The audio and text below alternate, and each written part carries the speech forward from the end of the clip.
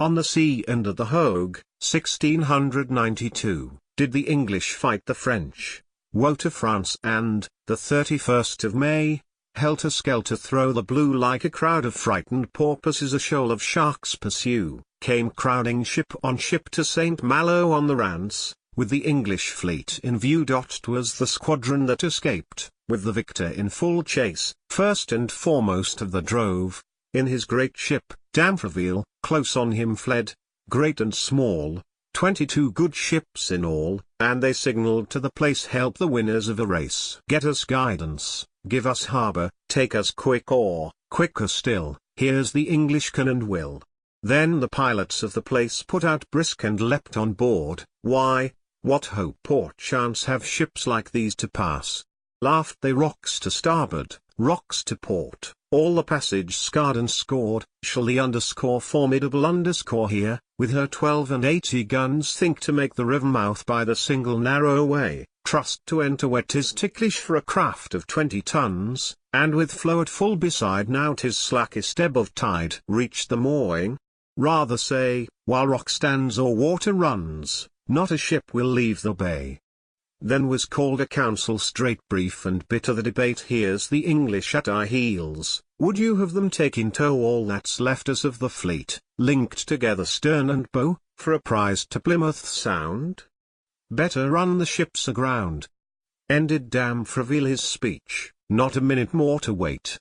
Let the captains all and each shove ashore, then blow up, burn the vessels on the beach. France must undergo her fate.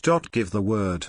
But no such word was ever spoke or heard, for up stood, for outstepped, for in struck amid all these a captain, a lieutenant, a mate, first, second, third, no such man of mark, and meet with his betters to compete, but a simple Breton sailor pressed by Tourville for the fleet, a poor coasting pilot he, Herve Riel the Croisicis. And, what mockery or malice have we here?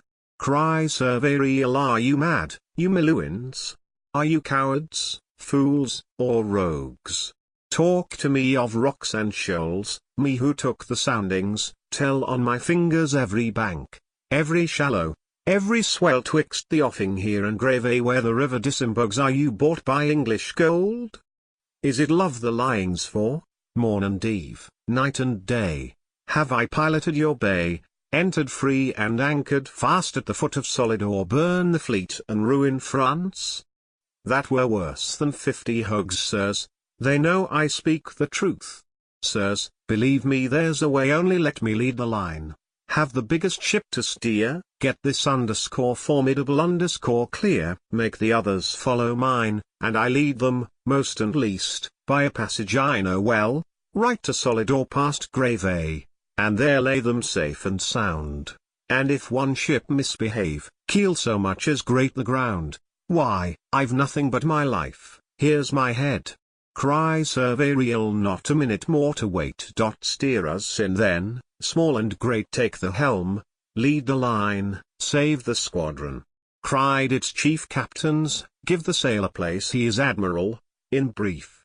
Still the north wind, by God's grace. See the noble fellow's face as the big ship, with a bound, clears the entry like a hound, keeps the passage as its inch of way were the wide sea's profound. See, safe through shoal and rock, how they follow in a flock, not a ship that misbehaves, not a keel that grates the ground, not a spar that comes to grief. The peril, see, is past, all are harbored to the last. And just as Herve keel hollers anchor!